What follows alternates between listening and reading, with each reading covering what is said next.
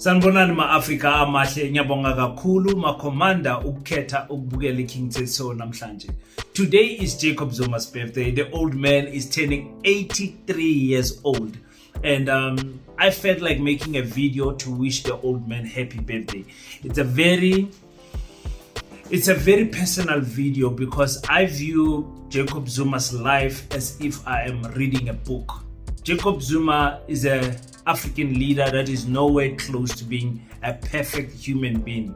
We can even say he's not even a perfect leader, but his lifelong story, I think, is one that inspires hope in people who come from nothing, to give them the sense that if you fight enough, it doesn't matter your background, where you come from, it doesn't matter your qualification, but if you believe in what you believe, you can eventually get to the top of the mountain.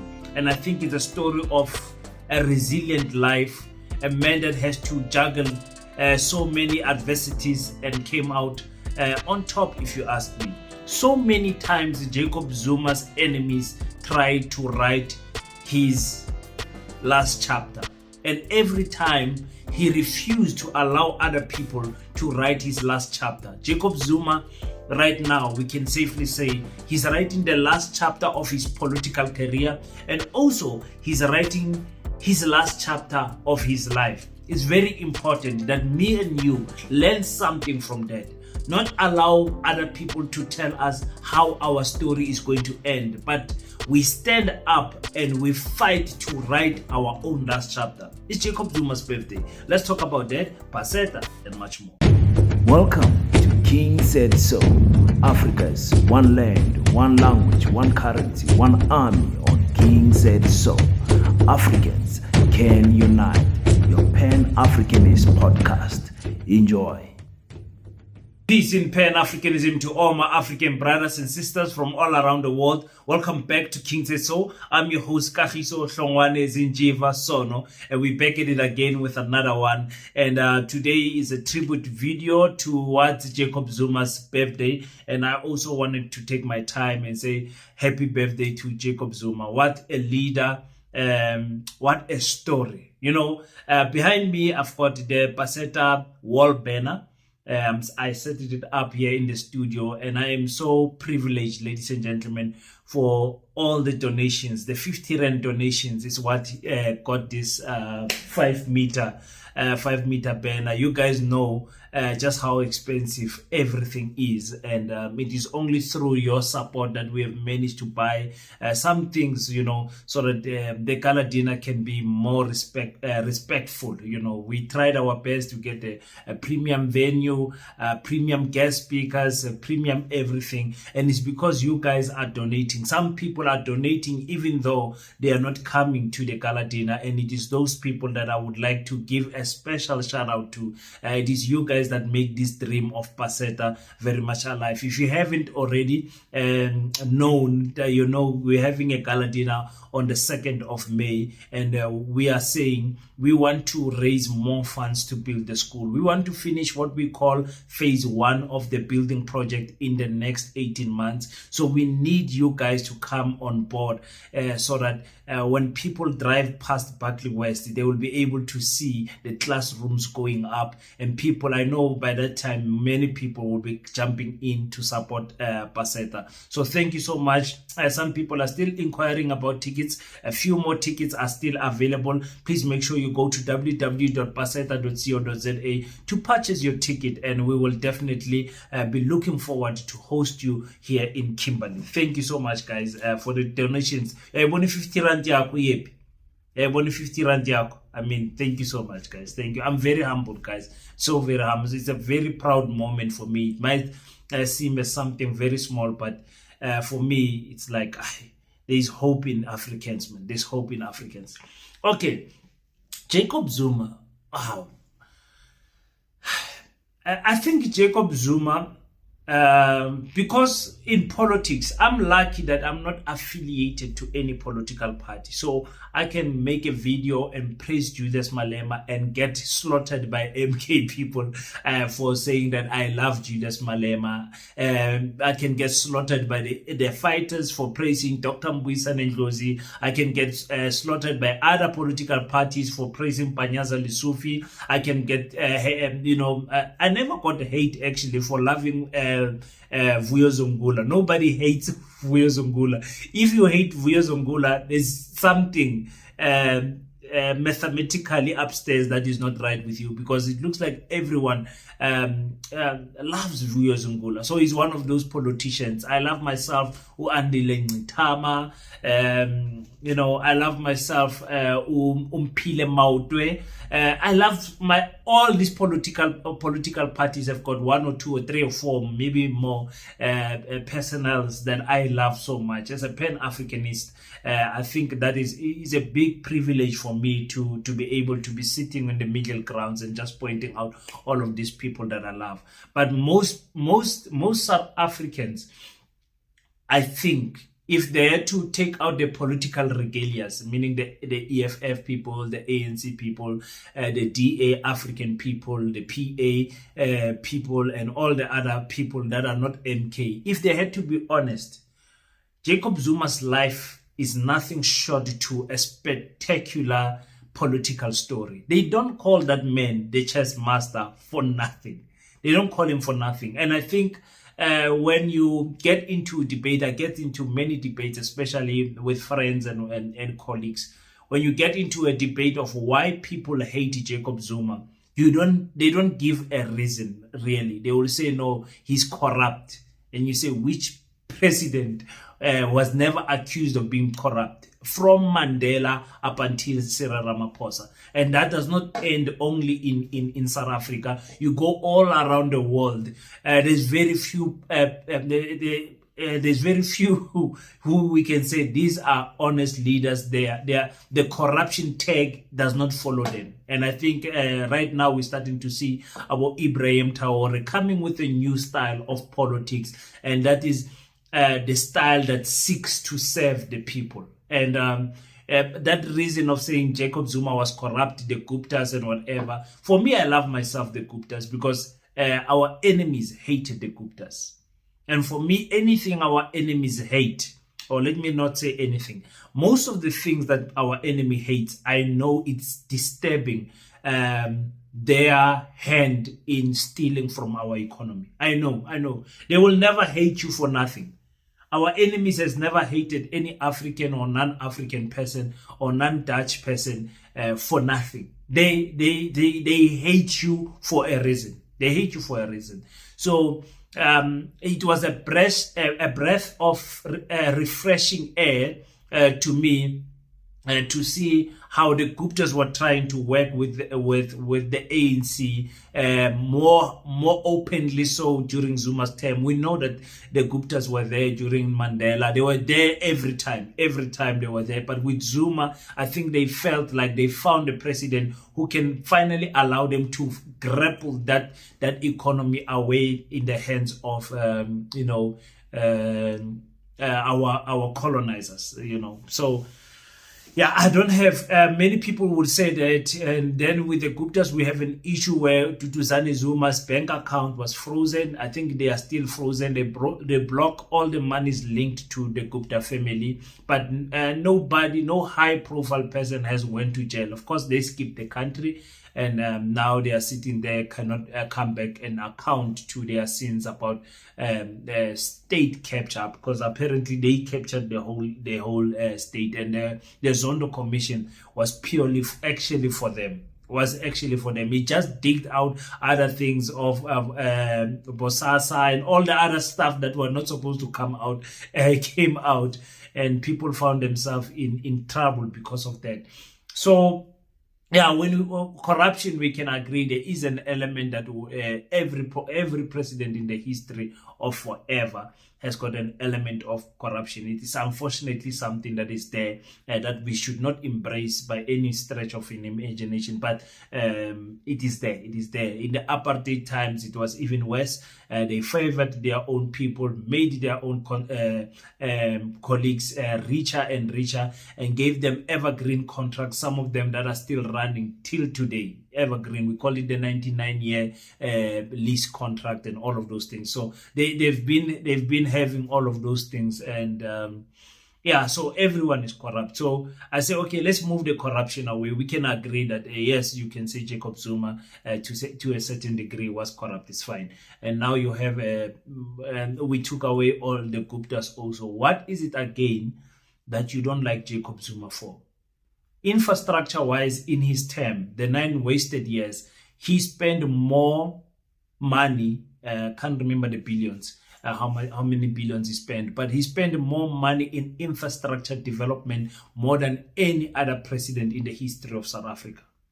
In the history of South Africa, I mean, including the apartheid regime, he spent billions of money on infrastructure development. That is him. That's Jacob Zuma. So you have to give it to him.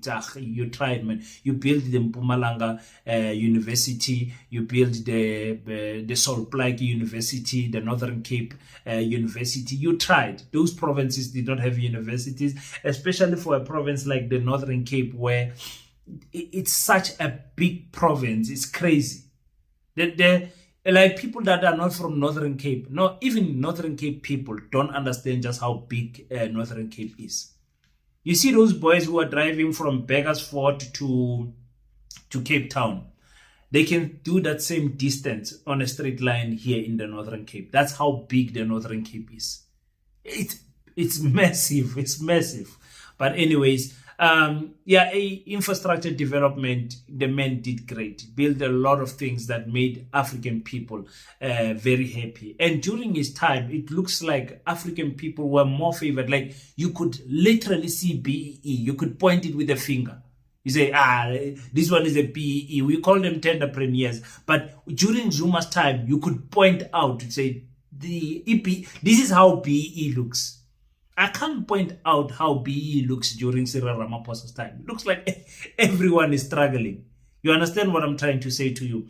So yeah, I want to give him his flowers, man. His flowers for being the man he is during his presidential run, those 9 years. And now you find when colleagues describe him from Abu Lindiwe Sisulu, all the colleagues that have worked with him, especially those who have worked in close proximity with the president's office and everything, they describe him as a very kind man. Many people describe him like that.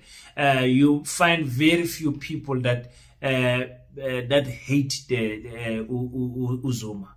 Even from the ANC right now, the people who hate Jacob Zuma, they just hate him because he was anti the Cyril faction. You understand? And he strongly felt that the faction of Cyril is infiltrated by outside people who want to control the ANC. And I think we can prove that right, because if you look at what is happening in the ANC right now, nothing makes sense.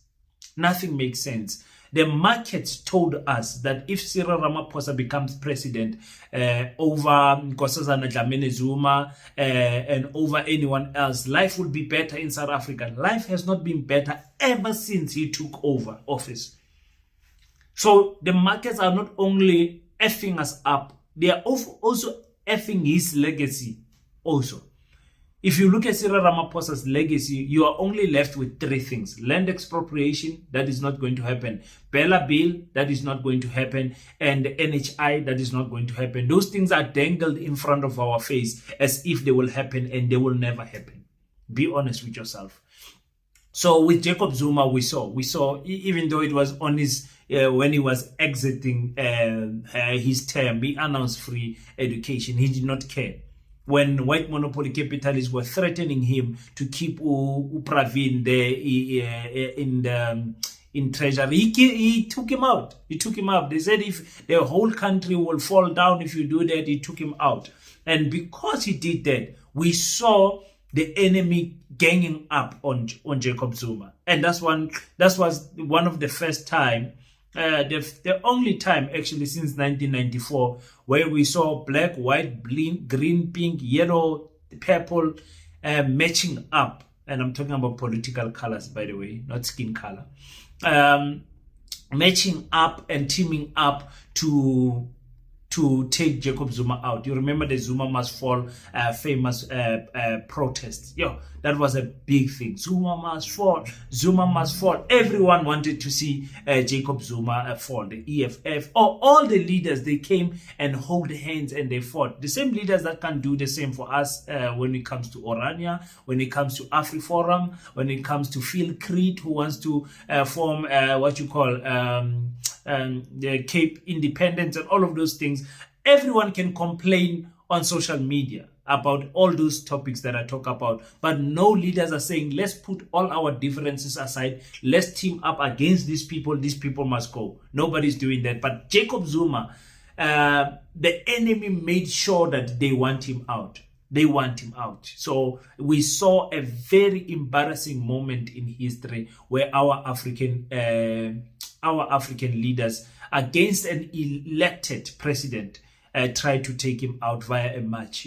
How many motions of no confidence? Was it 7? 7 of them? Should be 10. Motions of no confidence there in parliament. That the man survived up until the stage where he was kicked out by his own political party, and then he resigned. He said, okay, if you guys want me to go, you don't want me to finish this 1.5 year that's left, it's fine, let me step aside. And Jacob Zuma stepped aside, thinking that was the end of him. Kanti, they were still going to be on his case with Utuli and Zondo and Cyril. Those people still wanted. And that's actually where my love for Jacob Zuma grew even more, because I saw how other people wanted to write that old man's last chapter. I saw it. I was like, why are these people so passionate about completely killing Jacob Zuma? He no longer has political power. He no longer has influence in the private sector. He never had influence in the private sector. I mean, he's a man that looks like he has no power. The man looks like just an old man. What do these people want? That's where I started now looking at Jacob Zuma's life in a different sense. Like, okay, this man is now going towards his 80s, and they are writing his last chapter. This man will die anytime. This man is not okay. He will die anytime. Why is it the ANC is so passionate about writing the last chapter? And again, Jacob Zuma survives another thing, which was the Zondo Commission. After surviving it, they send him to prison. Writing the last chapter. How old was he? 78 years or something like that when he went to prison. 78 years, 79 years. And you ask yourself, and this was Julius Malema asking the question, what is it that you guys are going to benefit from sending this man to prison? Julius Malema pleaded with the president to say, the president Cyril Ramaphosa, this man is out, don't send him to prison. And when God has got something in plan for you, he takes you in a dark place where you can see your enemies, and then your path of victory will be clear. And that was when Umkhonto Wesizwe was formulated. Oh my goodness. Nobody saw Umkhonto Wesizwe coming. Nobody. We could have been talking about the EFF that's close to 20% right now, of which that's where I believe the EFF is. I don't know why they never disputed the elections, but for me, that's where the EFF was. But anyways, if it was not for the MK, the ANC was going to win the elections. Imagine if the ANC treated Jacob Zuma nicely and they campaigned in KwaZulu-Natal with Jacob Zuma's name. I mean, they would have been still ruling KwaZulu-Natal. But they chose the path to hate. They chose the path to kill. They chose the path to destroy. Remember, the ANC has killed Chris Hani's legacy 10 times over. That t-shirt that Panyaza was wearing to say, don't kill Chris Hani again, it was, in a way, saying that we have done it too many times to Chris Hani.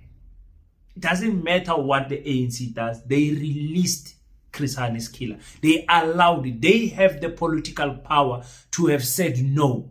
Like Mogoeng and Jacob Zuma said no. Remember, his life sentence finished during Mogoeng and Jacob Zuma's time, and they kept him there. But when Zondo came in and Cyril came in, they released the man. And remember, now we had the apartheid, Minister of Correctional Service, Peter Groenewald. Was he the minister by then? Yeah, I think so. Yeah, so those are the things. Now you've got this MK political party. Starting a political party is not easy. Not only with finances, but with organizational structures and leading people and having people to believe in your vision. It's not easy. Luckily, Jacob Zuma already had a name and was likable. We saw it during the July unrest. It was sparked by him going to prison. It was sparked by that. But the greater reasons came out that our community are hungry, our community are desperate, and people are willing to unalive each other to protect their business. I've got a gun. People are coming here to loot my business. Well, loot. After you loot, I'm going to show you. You will meet your ancestors. In Phoenix, we saw what happened there. Let's leave that one. It's a story for another day. So that's Jacob Zuma's life, starting that MK political party, still having to fight for it with Jabulani Kumalo, fighting for the MK political party. He started it, it's his own Jacob Zuma plan, all of those things. And we saw how he was funded. He could not explain why was he having all of these big security personnel, all of these big cars, the houses that he all of a sudden bought. You know, because he was saying, no, the MK, if you listen to Bongi Jabulani Kumalo, he says the MK was struggling financially and Jacob Zuma just wanted to use the money with his daughter. So if the MK was struggling financially, how was he flourishing financially with all of those monies? He could not explain that and they took him out. That's another story again for another day, but everything interlinked with Jacob Zuma. Now we saw that if your life gets linked to Jacob Zuma, even black people will hate you. You guys understand? Example, Ntalim Pofu is a brilliant lawyer. We love him. He represented Jacob Zuma many times and everything. Once he skipped from EFF to the MK, now Ntalim Pofu is all of a sudden a redundant lawyer, does not have qualities of life or anything like that. Even the Lawyers Association, they want to revoke his practice license. The same goes with Busisiwe Mkhwebane. When he was attacking Cyril Ramaphosa CR7 campaign money with Phala, she was a brilliant person. She moved and get linked with Jacob Zuma. Then all of a sudden we are writing Busisiwe Mkhwebane off. I can't mention the political scientist himself, Floyd Shivambu. The Secretary General of the MK political party, brilliant mind in the EFF, leaves the EFF, now is a redundant person. I was one of those people that was attacking him. What are you doing, Floyd? You're a deputy president, you are in parliament. What are you doing, Floyd? What are you doing? Because South Africans view South Africa in two lenses, through the poverty lens and through the political lens. Many South Africans only see South Africa through political lens. But the problem is that after they look at South Africa with the political lens, they turn around and look at people with those lenses. So if you are coming from this party, I'm not going to hear your story. If you are coming from that red party, you are radical, you are singing the kill the Boer, I can't entertain your thoughts. That is what is happening here. Politics divides us as African people, just like as a religion divides us and class divides us. You know what I'm saying? So that's the thing. We saw that anything that is now linked to Jacob Zuma it gets written in a bad way. It turns bad. It's only Vuyo Zongula who managed to silently work with the MK, and there wasn't a big hoo-ha about it. Nobody hates Vuyo Zungula. Have you guys noticed that? Even there, they were like, "Ay, Vuyo, we hope you don't kill your party. Vuyo Zungula, we are not sure if this are," but Vuyo Zungula only has 2 seats in parliament. I mean, what would he be killing? He can only he's only going to gain, and he's a person that's saying it for the good reason, to say we as African people must just unite. That's what Mr. Zungula said. I invited him, by the way, to the Gala dinner. He said he will give me an answer. After this, I'll check him up again. I wish he comes. But I've got another surprise person that I want to bring. I'm waiting for the confirmation. Oh my God, asina mali, guys. There's people that I want to bring to the Gala dinner, but unfortunately, those people are saying, "King, we hear you, but I don't have transport money. You know, I want to come. You guys are doing a great thing, but I don't have transport money." And when you look at the distance, because Northern Cape is far from everything. The only thing that's close to Northern Cape is Bloemfontein, which is 150 kilometers. That's the only thing that's close to Northern Cape. And these people are unfortunately in KwaZulu-Natal, Gauteng, wherever, where they have to fly here. They have to fly. Tickets are so expensive. Paseta, I can't take all of your 50 rands and buy someone tickets. And it's not like the money is there. If it was there, I was going to do it. But I can't, but we'll get there. Anyway, this is not about Paseta. This is not about Paseta. Paseta. Pan-Africanist School of Economics, Technology, and I'm so happy about this world banner, guys. Yeah, so we saw everyone being hated for linking with Jacob Zuma. And the honest conversation we are going to have as Africans is, what are we going to do in 2029? Are we going to unite, or are we going to go divided? The only unity that we want as black people is EFF and MK. That's the only unity that matters. We don't even care about the ANC anymore. We don't care. We will like, if EFF can unite with the MK, we are done as black people. We will get back everything that we wanted in this land. We will get sanctions from America. We'll get hated by everyone who's not pro-African people. But China will back us. Russia will back us. India will back us. All of these progressive countries will back us. And South Africa will be great again. But there's that problem. It's that problem in the EFF and the MK political party. So in closing, I want to say this. Jacob Zuma's life for me taught me that I must stand up and write the last chapter. African people, how many times have we been told, since 1994, you have never built a city. Yeah, you hate Orania, but what have you built?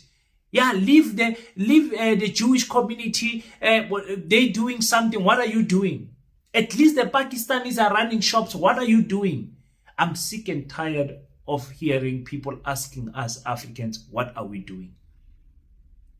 Because it puts us in a bad light. Jacob Zuma has turned around his political career. Now when we write the last chapter of Jacob Zuma, and it might not be the last chapter, because for me, I think the last chapter is him returning to the ANC and dying and being honored by the ANC properly. That's the party that he gave his whole life to.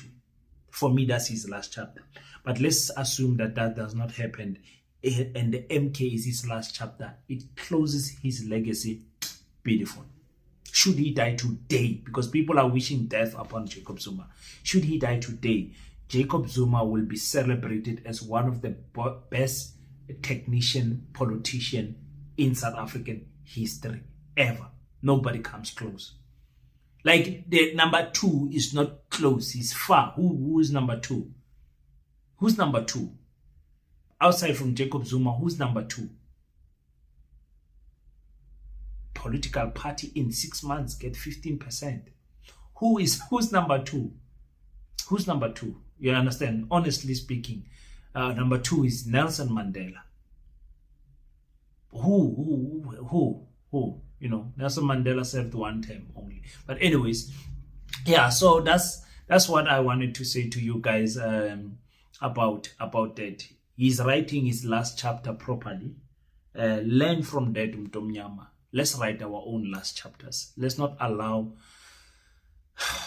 our enemies to write our last chapters. Let's build, let's unite, let's make sure that our African institutions advertise black excellence at the highest level, because Jacob Zuma has shown us that it's possible.